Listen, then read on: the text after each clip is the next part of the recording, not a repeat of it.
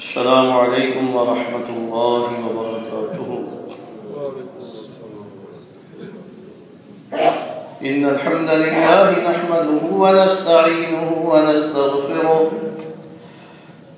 ونعوذ بالله من شرور أنفسنا ومن سيئات أعمالنا،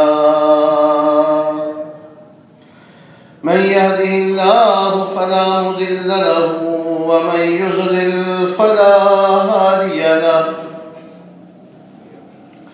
وأشهد أن لا إله إلا الله وحده لا شريك له، وأشهد أن محمدا عبده ورسوله۔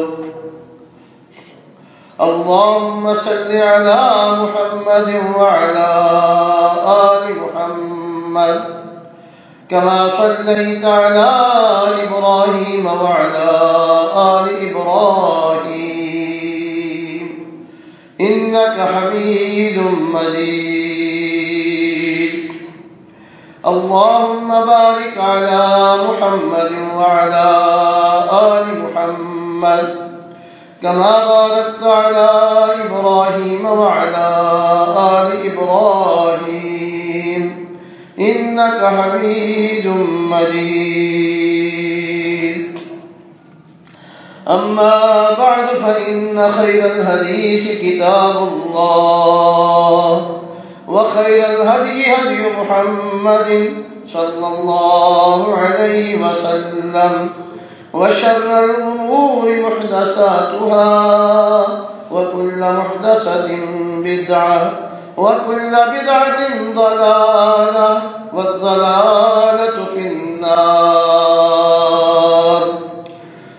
أعوذ بالله السميع العليم من الشيطان الرجيم، من همزه ونفخه ونفسه۔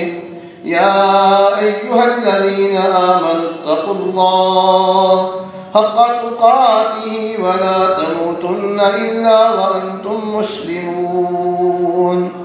يا أيها الناس اتقوا ربكم الذي خلقكم من نفس واحدة، وخلق منها زوجها، وبث منهما رجالا كثيرا ونساء، واتقوا الله الذي تساءلون به والأرحام،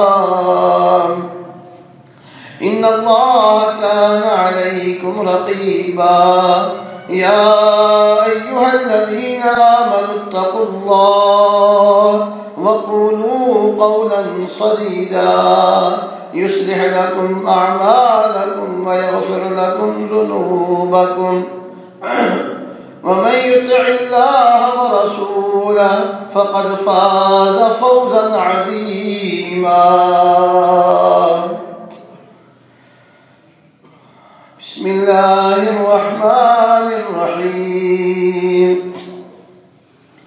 فإن آمنوا بمثل ما آمنتم به فقد اهتدوا، وإن تولوا فإنما هم في شقاق، فسيكفيكهم الله وهو السميع العليم۔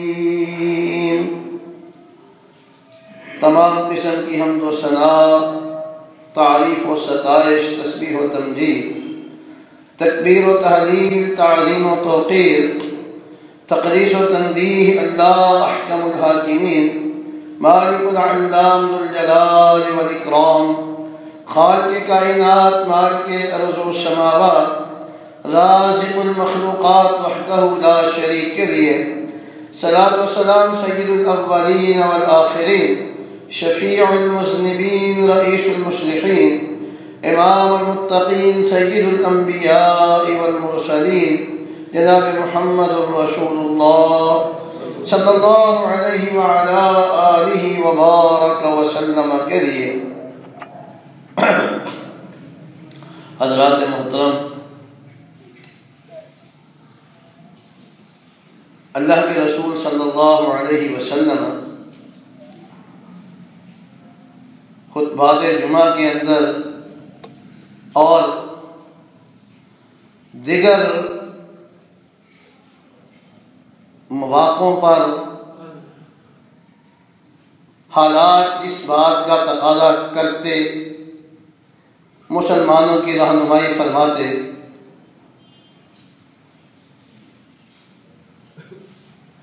یہ رجب کا مہینہ،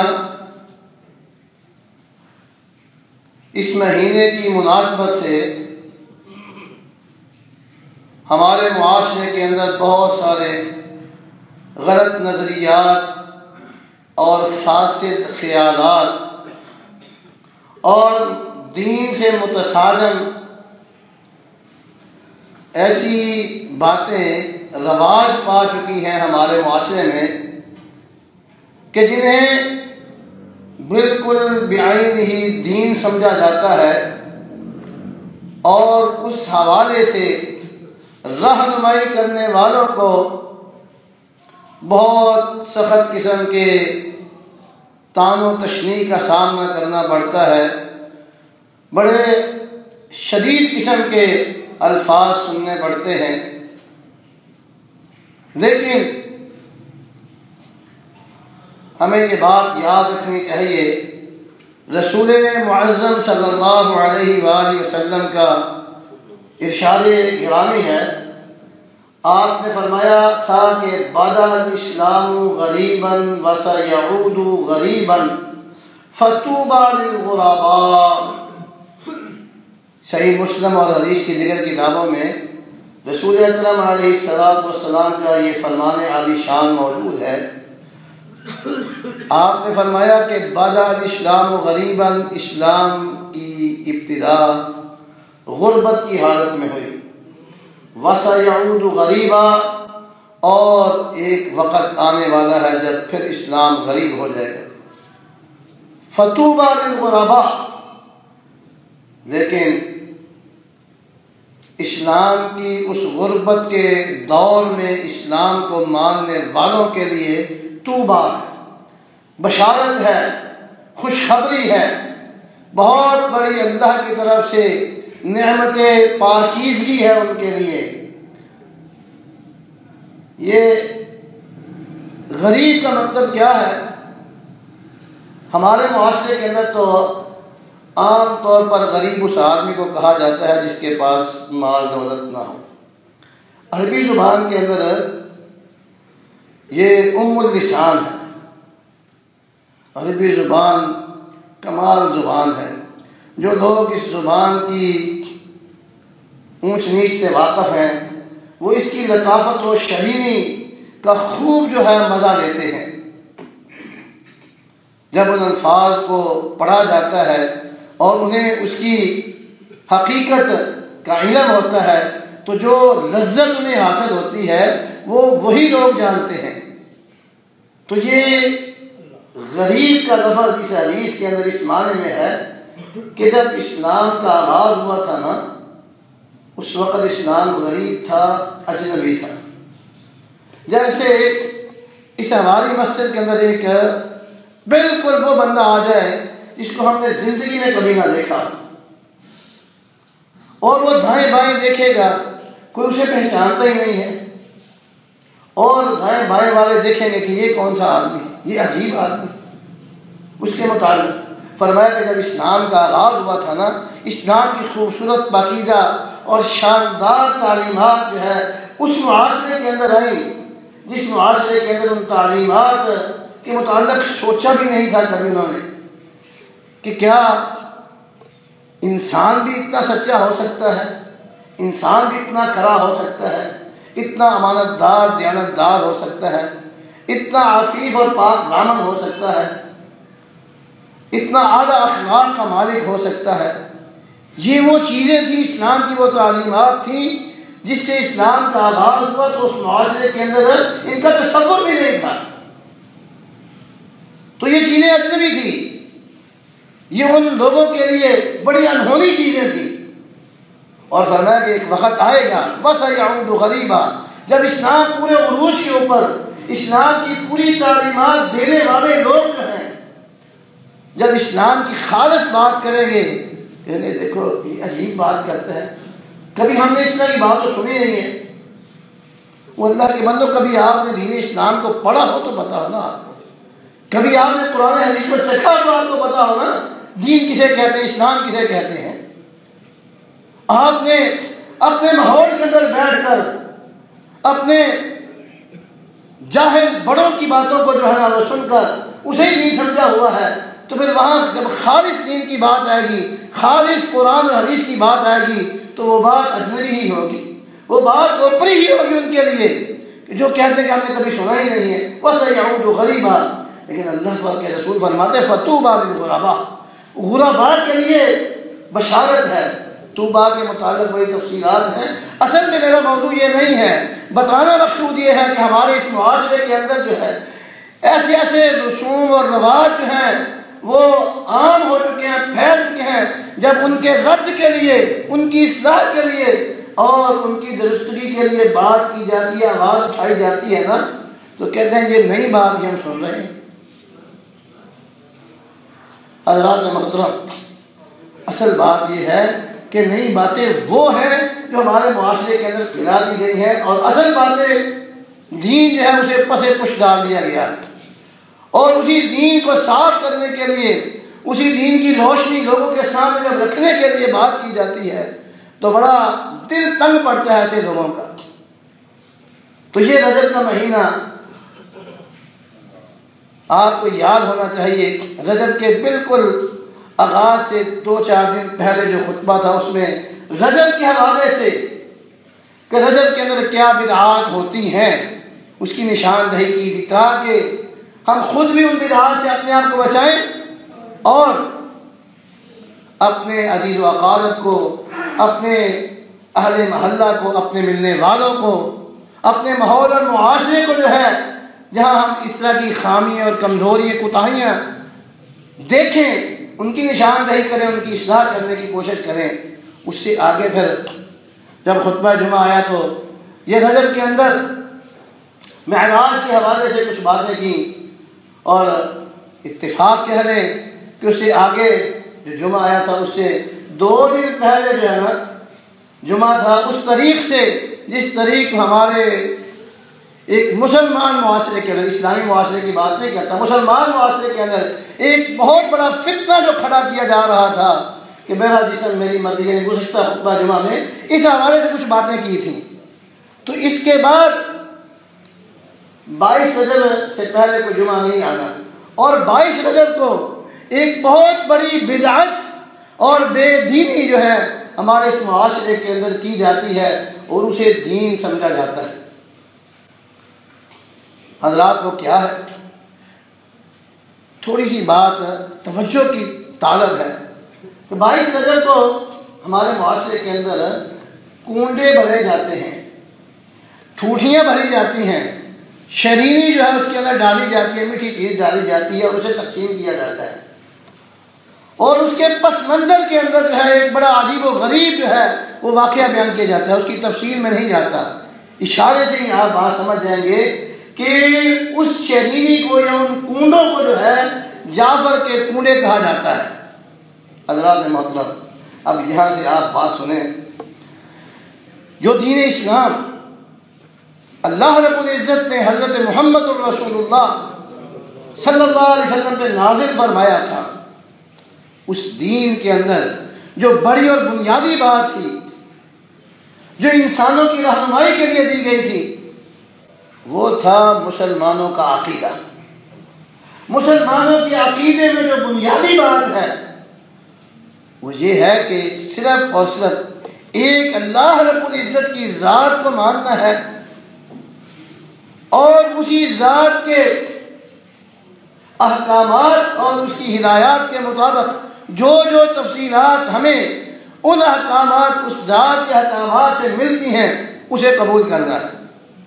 اور اسی بنیادی عقیدے میں یہ بات ہے کہ ذبح صرف اللہ کے لیے ہے، غیر اللہ کے لیے نہیں ہے۔ نظر و نیاز جو ہے یہ بھی صرف اللہ کے لیے ہے، اللہ کے غیر کے لیے نہیں ہے۔ کوئی چیز جو ہے وہ تقسیم کرنی ہے اور دینی ہے اور خرچ کرنی ہے تو اللہ کے لیے ہے، غیر اللہ کے لیے نہیں ہے۔ اللہ کے غیر میں ساری مخلوق وہ نبی ہے وہ بھی اللہ کا غیر ہے، اللہ نہیں ہے، ولی ہے وہ بھی اللہ کا غیر ہے، وہ اللہ نہیں ہے، نیک ہے وہ بھی اللہ کا غیر ہے، اللہ نہیں ہے۔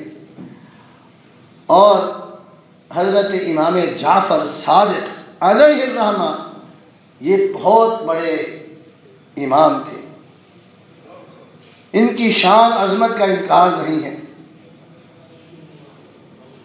حضرات، ایک سادہ سا مسلمان جس کا عقیدہ ٹھیک ہو، اس سے تصور نہیں ہے کہ وہ غیر اللہ کے لیے آپ کو تعلیم دے۔ اللہ رب العزت نے قرآن مجید میں یہ بات بیان فرمائی ہے، فرمایا وَلَا يَأْمُرَكُمْ أَن تَتَّخِذُوا الْمَلَائِكَةَ وَالنَّبِيِّينَ أَرْبَابًا أَيَأْمُرُكُمْ بِالْكُفْرِ بَعْدَ إِذْ أَنْتُمْ مُسْلِمُونَ۔ فرمایا کہ کیا یہ اچھے لوگ جو ہیں تمہیں کفر کا حکم دیں گے مسلمان ہونے کے بعد؟ عام مسلمان آدمی جو ہے کبھی بھی وہ غیر اللہ کے لیے نظر و نیاز کا نہیں کہے گا۔ چاہیے جائے کہ یہ تصور کر لیا جائے کہ حضرت امام جعفر یہ بات کہتے ہیں، اور وہ بھی امام جعفر وہ جو خانوادہ نبوت کا حصہ ہے، اللہ کے رسول علیہ الصلوۃ والسلام کی خاندان کی لڑی میں ان کا شمار ہوتا ہے۔ اتنے عظیم الشان وہ انسان تھے، امام تھے، بھلا ان سے کیسے ممکن ہے کہ وہ اس طرح کی کفریہ بات جو ہے، شرکیہ بات کہہ سکتے ہیں؟ تصور ہی نہیں کیا جا سکتا کہ وہ اس طرح کی کوئی غیر اسلامی بات کہہ سکتے ہیں۔ اور پھر مزے کی بات یہ ہے کہ 22 رجب جو ہے نا، 22 رجب جس کے حوالے سے کہا جاتا ہے کہ یہ حضرت امام جعفر کے کنڈے جو ہے بھرے جاتے ہیں، 22 رجب جو ہے نہ حضرت امام جعفر کی ولادت کی تاریخ ہے نہ ان کی وفات کی تاریخ ہے۔ ولادت و وفات میں سے کسی ایک کا بھی تعلق اس 22 رجب کا حضرت امام جعفر کے ساتھ نہیں ہے۔ اصل کے اندر وہ لوگ جو اپنے آپ کو مومنین کہتے ہیں وہ کافر۔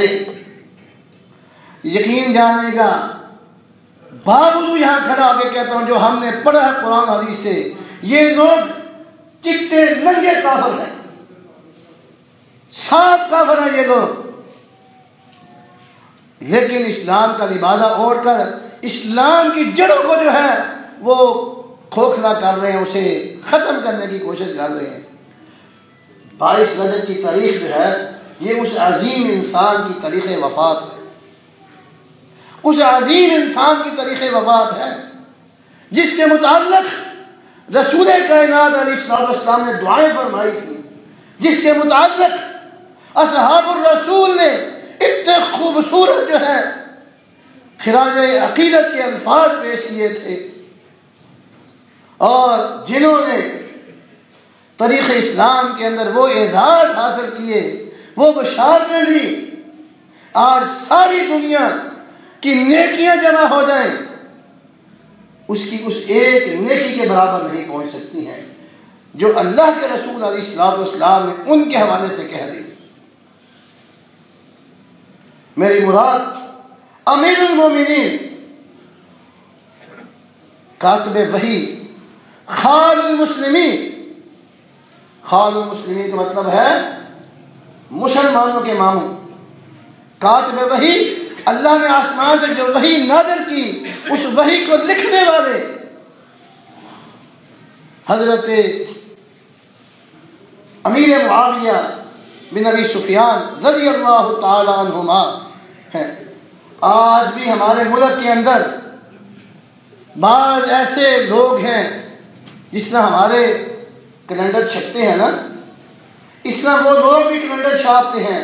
لاہور ماڈل ٹاؤن میں جامع المنتظر نام کا ایک ادارہ ہے، وہاں سے ایک کیلنڈر چھپتا ہے، اور اس میں جو خوشی اور غم کے دن ہوتے ہیں ان کو باقاعدہ جو ہے وہ نشان لگایا جاتا ہے، اور اس کے اندر جو ہے 22 رجب کو نشان لگایا ہوا ہے کہ یہ ہماری خوشی کا دن ہے اور یہ مرگ یزید ہے۔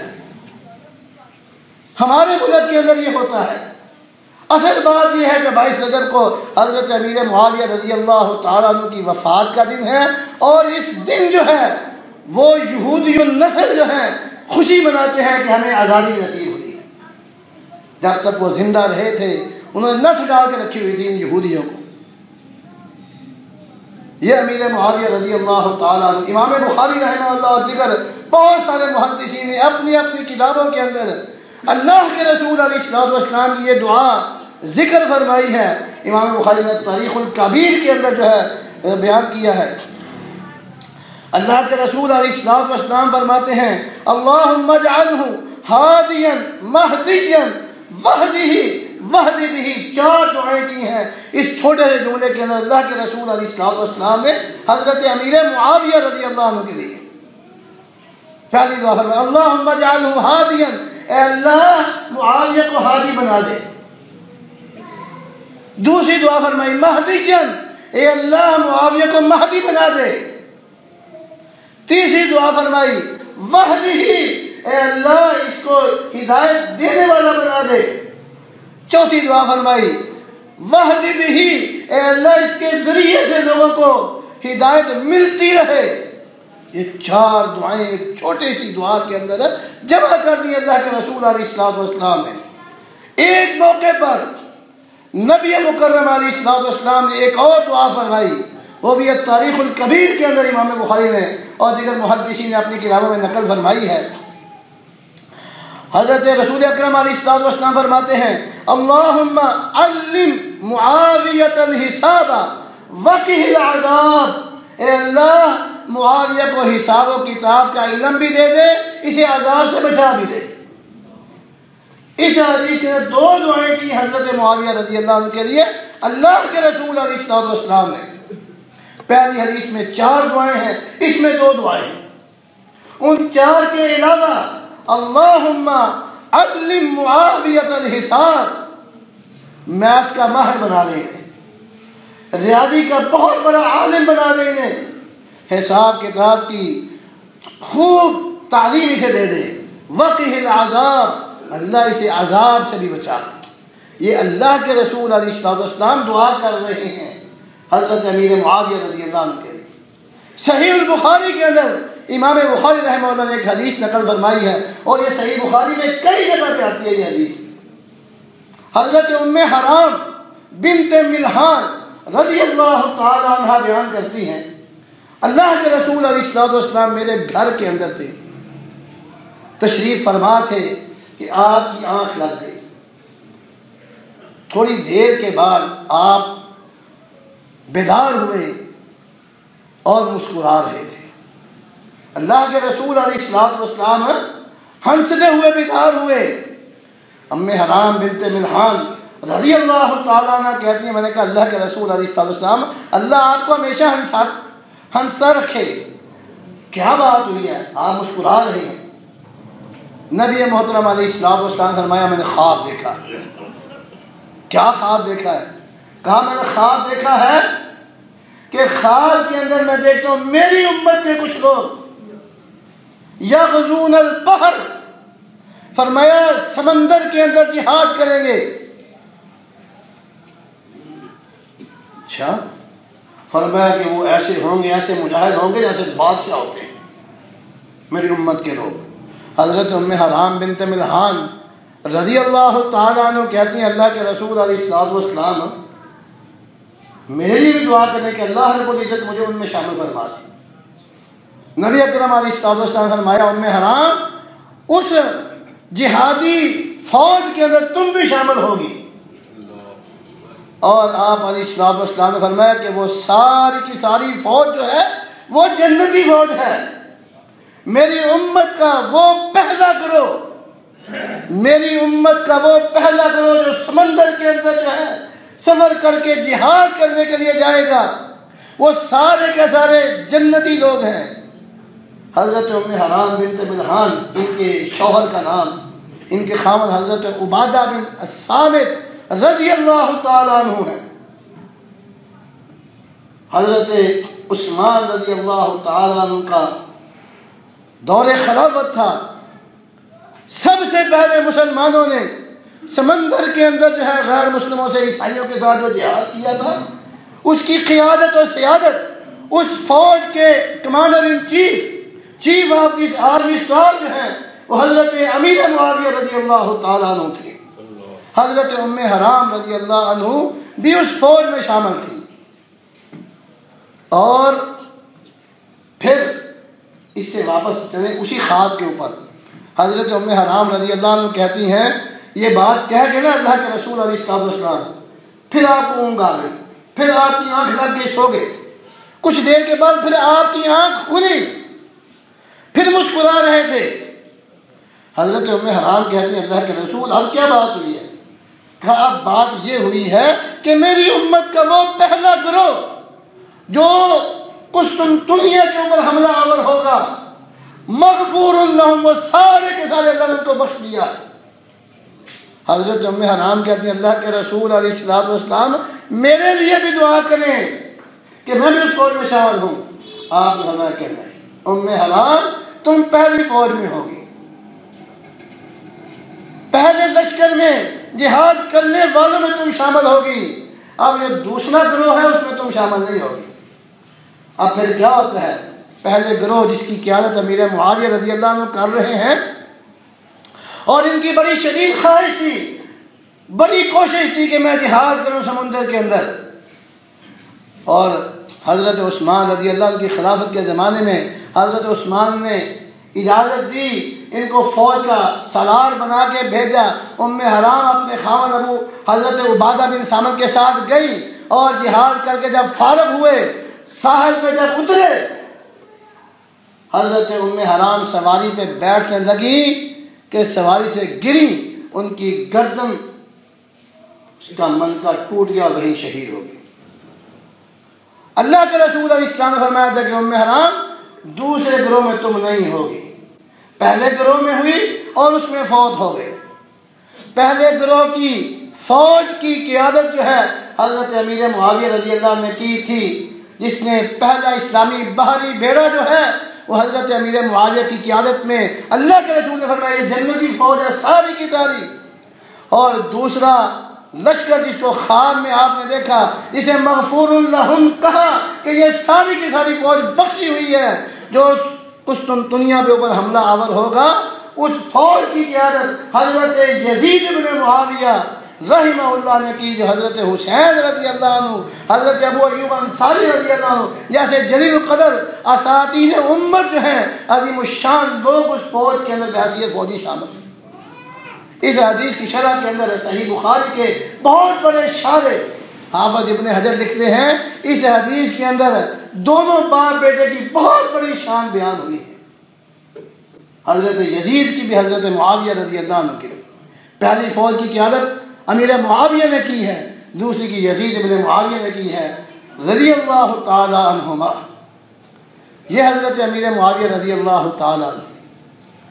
حضرت عمر فاروق رضی اللہ تعالیٰ عنہ کا دور حکومت چاروں خلفاء کی دور حکومت سے سب سے سخت تھا, اس میں اعتصام انتہائی زیادہ ٹائٹ تھا. حضرت عمر فاروق رضی اللہ عنہ ذرا سی لغزش بھی کسی گورنر کی برداشت نہیں کرتے تھے, کسی گورنر کی ایک ذرہ سی بھی کوتاہی برداشت نہیں کرتے تھے, فوراً اسے معزول کر دیتے تھے, اسے فوراً جو اپنے پاس طلب کرتے تھے, پوری تحقیق اور تفتیش کی جاتی تھی اس کی. امیر معاویہ رضی اللہ تعالی عنہ حضرت عمر فاروق رضی اللہ عنہ کے دور حکومت کے اندر گورنر بنائے گئے.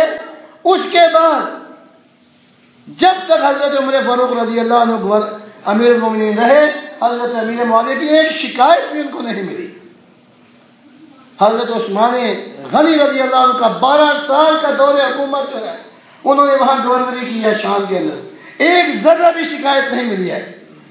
اتنی خوبصورت حکومت کی انہوں نے, ان کے اندر خوبیاں ہی بہت تھی, انتہائی فقیہ آدمی تھے یہ, انتہائی دانا آدمی, انتہائی بردبار شخص تھے یہ, نیکی کے ساتھ بڑی محبت کرنے والے, غلطی اور گناہ سے بہت دور بھاگنے والے ہوتے تھے.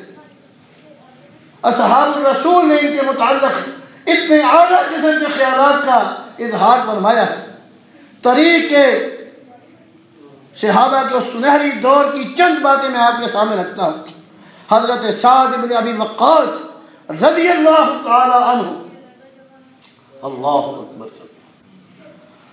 اللہ اکبر. بڑے جلیل القدر صحابی تھے، بڑے عظیم المرتبہ انسان تھے، مستجاب الدعوات تھے کہ دعائیں کرتے ان کی دعائیں قبول ہوتی تھیں.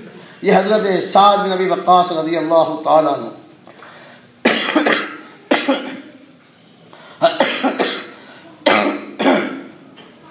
حضرت معاویہ رضی اللہ تعالیٰ عنہ کے متعلق کہتے ہیں، جناب سعد کے خیالات کہتے ہیں، ما رأیت احدا بعد عثمان اقضى بحق من صاحب هذا الباب یعنی معاویہ. کہا میں نے عثمان رضی اللہ عنہ کے دنیا سے چلے جانے کے بعد، فوت ہو جانے کے بعد، کسی انسان کو اتنا سچا اور کھرا فیصلہ کرتے نہیں دیکھا جتنا کہ حضرت امیر معاویہ رضی اللہ عنہ سچے اور کھرے فیصلے کیا کرتے تھے. یہ حضرت سعد بن ابی وقاص یہ صحابی رسول ہیں. یہ حضرت امیر معاویہ کے متعلق کہتے ہیں. عبداللہ ابن عباس رضی اللہ تعالیٰ عنہ، صحیح بخاری کے اندر آتا ہے، ان کے پاس ایک آدمی آ گیا، حضرت امیر معاویہ کے خلاف شکایت کر رہا تھا. کیا شکایت کر رہا تھا؟ کہہ رہا تھا امیر معاویہ رضی اللہ عنہ ایک وتر پڑھتے، ایک وتر پڑھتے. اور یہ بات یاد رکھو، وتر حقیقت میں ہے ہی ایک. اللہ کے رسول علیہ الصلوۃ والسلام نے فرمایا ہے، نبی محترم کا یہ فرمان ہے، ان اللہ وتر یحب الوتر، اللہ وتر ہے، وتر کو پسند کرتا ہے. اللہ کتنے ہیں؟ ایک ہے، وتر ہے ہی ایک. اور جب 3 وتر پڑھے جاتے ہیں، 5 وتر پڑھے جاتے ہیں، 7 وتر پڑھے جاتے ہیں، 9 پڑھے جاتے ہیں، 11 وتر پڑھے جاتے ہیں، 13 پڑھے جاتے ہیں نا، یہ اصل کے اندر یہ ایک الگ اور تفصیلی مسئلہ ہے. یہ نماز تہجد، نبی اکرم علیہ الصلوۃ والسلام نے اس کے متعلق جو کچھ ہدایات بیان فرمائی ہیں. پھر کسی موقع پر وتر ایک ہے تو حضرت عبداللہ ابن عباس کے پاس آگے کہا کہ معاویہ ایک وتر پڑھتا ہے، اس کو سمجھ ہی کوئی نہیں ہے. یہ لفظ بولے اس نے آگے، اسے سمجھ ہی کوئی نہیں ہے، وہ ایک وتر پڑھتا ہے. حضرت عبداللہ ابن عباس نے کہا چھوڑ، تمہیں کیا پتہ ہے، انہ قد صاحب رسول اللہ، وہ اللہ کے رسول کے صحابی ہیں، وانہ فقیہ، وہ فقیہ ہیں، وہ فقیہ صحابی ہیں، سمجھدار صحابی ہیں، تم کیسی باتیں کر رہے ہو. یہ عبداللہ ابن عباس رضی اللہ تعالیٰ عنہ کہتے ہیں.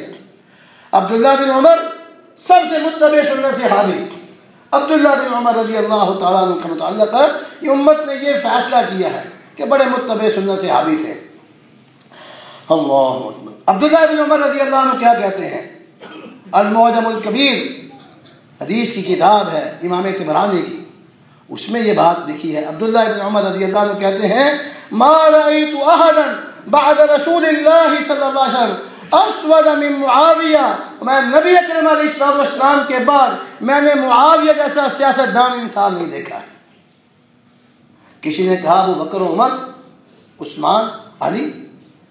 عبداللہ بن عمر کہتے ہیں، ہم اخیر و افضل، وہ ان سے بہتر تھے، فضیلت کے اندر افضل تھے، مقام مرتبہ ان کا زیادہ تھا، لیکن سیاست کے اندر امیر معاویہ اللہ کے رسول کے بعد سب سے بڑے ہوئے تھے. اپنی اپنی خوبیاں ہوتی ہیں، اپنی اپنی فضیلتیں اور عظمتیں ہوتی ہیں. یہ عبداللہ بن عمر رضی اللہ عنہ کہہ رہے ہیں امیر معاویہ کے متعلق. اللہ. عمیر ابن سعد انصاری رضی اللہ تعالیٰ عنہ، انہوں نے کیا کہا امیر معاویہ کے متعلق؟ بڑی خوبصورت بات کہتے ہیں لا تذکروا معاویہ الا بخیر فإنی سمعت رسول اللہ صلی اللہ علیہ وسلم یقول اللہم اہد بہ. عمیر ابن سعد کہتے ہیں لا تذکروا معاویہ الا بخیر، معاویہ کا تذکرہ نہ کرو مگر خیر کے ساتھ، ان کی خوبیوں کا ذکر کرو، اس لیے کہ میں نے اللہ کے رسول علیہ الصلوۃ والسلام سے سنا ہے کہ اے اللہ معاویہ کے ذریعے لوگوں کو ہدایت نصیب فرما دے. اللہ کے رسول علیہ الصلوۃ والسلام نے ایک موقع پر فرمایا تھا، اپنے بیٹے نواسے سے بیٹا کہا، حضرت حسن رضی اللہ عنہ کے متعلق کہا تھا، یہ میرا بیٹا ہے حسن، ایک وقت آئے گا اس کے ذریعے سے اللہ رب العزت جو ہے 2 مسلمانوں کی عظیم ترین جماعتوں کے درمیان صلح کروا دے گے. اور وہ وقت آیا جب حضرت علی المرتضیٰ رضی اللہ عنہ کی شہادت کے بعد حضرت حسن رضی اللہ عنہ کو ان کا جانشین بنایا گیا، خلیفہ بنایا گیا۔ بڑی مشکل سے 6 مہینے انہوں نے گزارے تھے، بڑی پریشانی کے اندر۔ ان کے اپنے ہی یہ اپنے آپ کو شیعان علی کہنے والے جو اس وقت تھے، انہوں نے بہت تنگ کیا تھا۔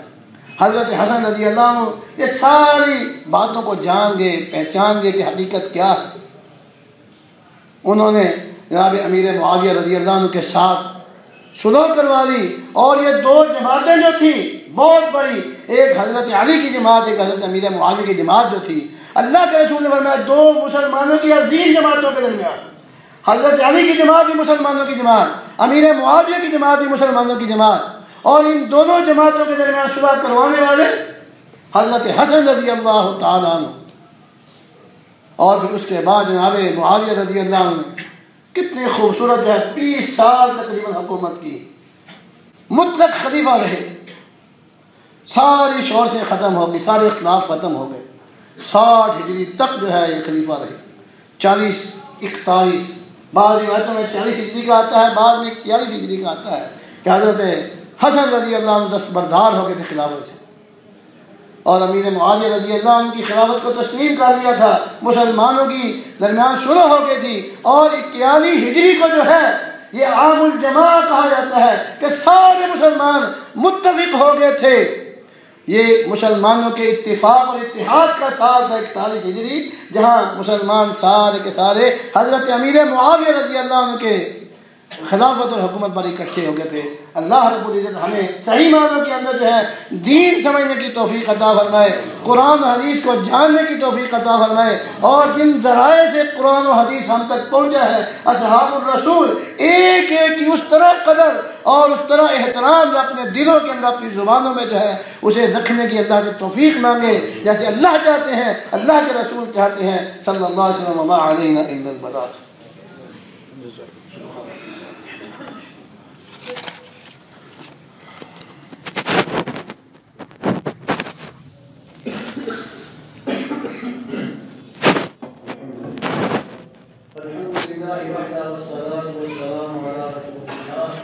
إن الله وملائكته يصلون على النبي يا أيها الذين آمنوا صلوا عليه وسلموا تسليما اللهم صل على محمد وعلى آل محمد كما صليت على إبراهيم وعلى آل إبراهيم إنك حميد مجيد اللهم بارك على محمد وعلى آل محمد كما باركت على إبراهيم وعلى آل إبراهيم إنك حميد مجيد وقال النبي صلى الله عليه وسلم لا ایمان لمن لا امانت له ولا دین لمن لا عہد له۔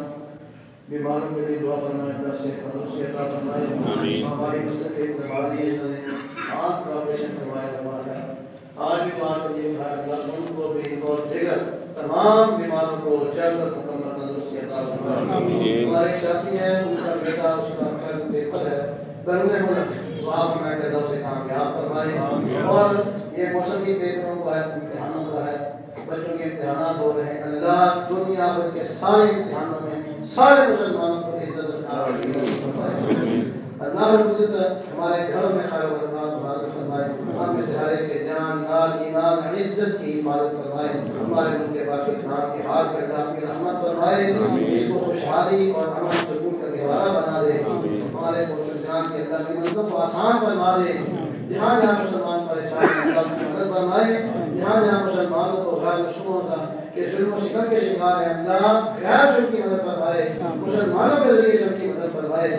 آج نماز عصر کے بعد جامع اسلامیہ حفظہ آباد روڈ نئی چوک کے قریب جو ہے یہ سالانہ تقریب بخاری ہو رہی ہے، ہمارے یہاں جامعہ مسجد کے امام حضرت حافظ ابراہیم صاحب وہاں پڑھاتے بھی ہیں، تو ان کی طرف سے بہت سی آپ ہمارے میں بھرپور اس میں شرکت فرمائیں، ان کو انہوں نے اتحاد کے اعلان بھی فرما دیں کہ نماز عصر کے بعد محمد میں درس بخاری ہے، یہ بڑی روحانی محفل ہوتی ہے۔